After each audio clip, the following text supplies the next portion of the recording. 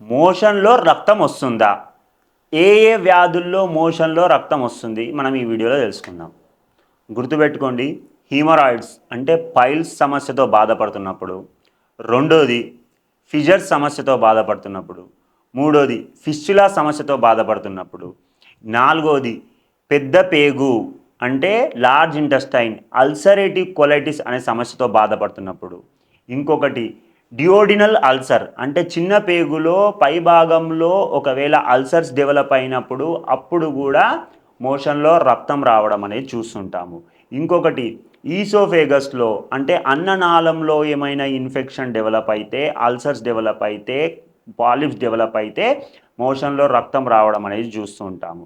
ఇంకొకటి gastric ulcers, పొట్టలో కూడా మనకి అల్సర్ డెవలప్ అయితే ఆటోమేటిక్గా కొన్నిసార్లు ఆ ఇన్ఫెక్షన్ వల్ల హెచ్ పైలోరీ అనే బ్యాక్టీరియల్ ఇన్ఫెక్షన్ వల్ల అల్సర్ డెవలప్ అయ్యి అప్పుడు కూడా మనకు మోషన్లో రక్తం రావడం అనేది చూస్తూ ఉంటాము.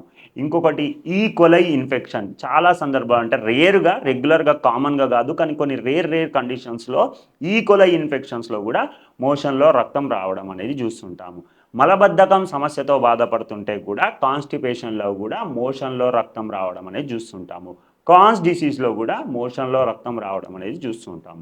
ఇలా చాలా సందర్భాలలో మోషన్లో రక్తం రావడం చూస్తూ ఉంటాము. సో రక్తం వస్తుంది కదా అని నెగ్లెక్ట్ చేయకండి. కంపల్సరీ డాక్టర్ని సంప్రదించి కాజ్ ఏంటో తెలుసుకొని దాన్ని క్యూర్ అనేది తెలుసుకోండి.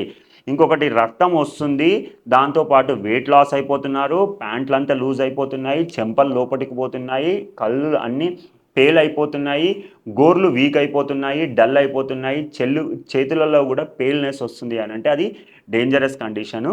కంపల్సరీ డాక్టర్ని సంప్రదించి ట్రీట్మెంట్ తీసుకోండి. హోమియోపతిలో దీనికి చాలా మంచి సొల్యూషన్స్ ఉన్నాయి.